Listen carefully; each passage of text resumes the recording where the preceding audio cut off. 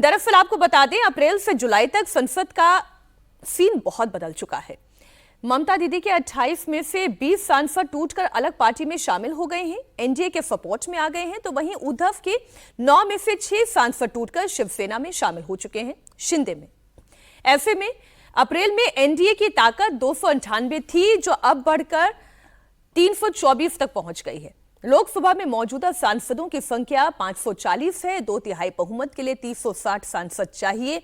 NDA का आंकड़ा बढ़कर 324 तक पहुंच चुका है, यानी कि अब 36 सांसदों की जरूरत होती है। अब अगर शरद पवार के 8 सांसद और स्टालिन के 22 सांसदों का सपोर्ट मिल जाए तो यह आंकड़ा 354 तक पहुंच जाएगा, यानी कि 2/3 बहुमत से सिर्फ 6 सांसद कम रह जाएंगे। देवेंद्र, इसलिए अब इसमें स्टालिन की बात करना जरूरी हो गया है, क्योंकि यहां पर तो चिदम्बरम कह रहे हैं कि भारतीय जनता पार्टी स्टालिन के संपर्क में है, वहां पर बातचीत हो रही है।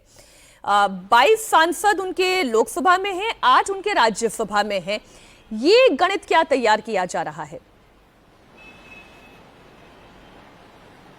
या निश्चित तौर पर सोर्सेज के द्वारा जो जानकारी मिल पा रही है उसमें काफ़ी पहले से ये संपर्क ऑलरेडी डीएमके के साथ है और डीएमके को रीच आउट किया गया उस बिल को लेके हैं। डीएमके को एनडीए में लाने को लेकर कोई बातचीत नहीं चल रही है, बल्कि महिला आरक्षण बिल और उसके बाद डिलिमिटेशन बिल जो आएगा, तो इस संदर्भ में डीएमके के सपोर्ट के लिए रीच आउट किया गया। उसमें ये पूछा गया कि आखिर आपकी आपत्तियां क्या क्या हैं और कौन सी ऐसी चीज़ें हैं जो कि आपको लगता है कि इस बिल में अगर शामिल कर दिया जाए तो आपका स्टैंड इस बिल के पक्ष में आ जाएगा। और उसके हिसाब से जो हमें सोर्सेज से जानकारी मिली, डीएमके ने जो कम्युनिकेट किया वो सीटों में इंक्रीमेंट को लेकर कि 50% बढ़ोतरी होनी चाहिए, वो एक समान होनी चाहिए, इसका बिल में उल्लेख किया जाना चाहिए। इस तरह की बातों को डीएमके के नेताओं ने बीजेपी के उन नेताओं को बताया जिनसे उनकी बातचीत चल रही थी। और वहाँ पर उसके बाद जब बिल आएगा तो उसमें वो प्रावधान आपको चेंज के साथ नजर आएंगे और डीएमके को ये का जो भी रिक्वायरमेंट था इस बिल को सपोर्ट करने के लिए, उसको इसमें शामिल करके उस बिल को लाया जाएगा। ऐसे सोर्सेज से जानकारी मिल रही है। तो उस लिहाज से आप समझ सकते हैं कि फिर डीएमके का सपोर्ट बहुत आसानी के साथ बीजेपी को मिल जाएगा। डीएमके को एनडीए में लाने को लेकर इन दोनों ही की पॉलिटिक्स इस बात की इजाजत नहीं देती।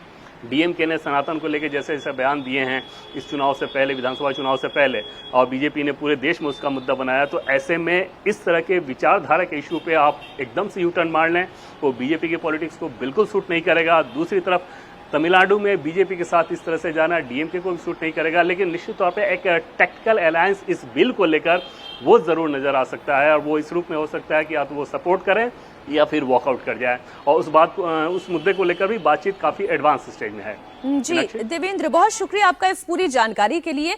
इतना तो समझ में आ रहा है कि सचिन जी, इस बार ये अरेंजमेंट होने जा रहा है ठीक वैसे अरेंजमेंट जो कभी बीजेडी के साथ था या जगनमोहन रेड्डी के साथ एक अरेंजमेंट बनाया गया था। टैक्टिकली आप इस अरेंजमेंट के साथ भारतीय जनता पार्टी जाने के लिए तैयार दिखाई दे रही है। तब तो रास्ता एकदम साफ दिखाई दे रहा है डिलिमिटेशन बिल का भी।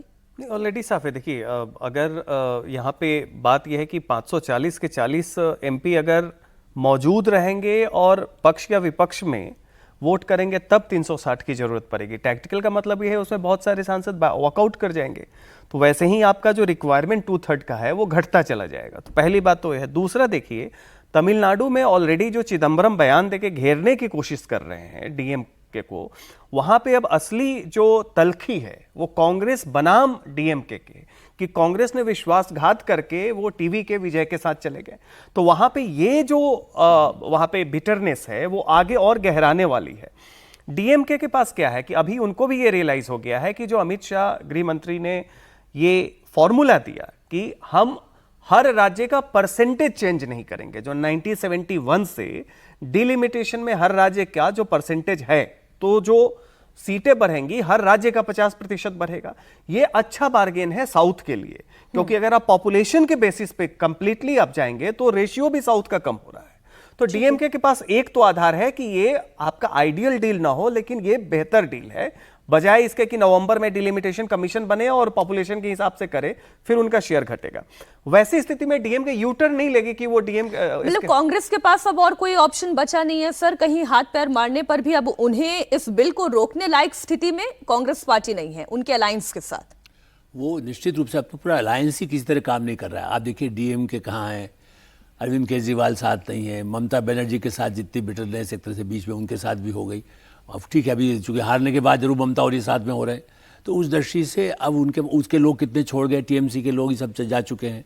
ऐसी स्थिति में कांग्रेस के पास कोई रास्ता नहीं है, केवल वो विरोध कर सकते हैं। जितना ज़्यादा वो व्यवधान, तो चाहे मंदिर वाले मुद्दे पर चढ़ावा को लेकर के मैंने लगातार संसद न चल पाए, व्यवधान तो पैदा कर सकते हैं, लेकिन कोई सोल्यूशन अपने अलायंस के लिए नहीं ला सकते। बिल्कुल नहीं है। देखिए, इंडिया अलायंस में कौन है? शरद पवार अपने सांसदों की प्रासंगिकता की चिंता का ध्यान रखेंगे, क्योंकि पार्टी बचानी है। वहां पे टेक्टिकल कुछ सपोर्ट हो, वॉकआउट हो, जो भी हो वो सकता है सपोर्ट हो जाए, क्योंकि महाराष्ट्र को डिलिमिटेशन में फायदा होगा।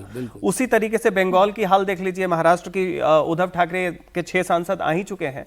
उस स्थिति से कांग्रेस के पास कोई भी ऐसा अलायंस पार्टनर नहीं है।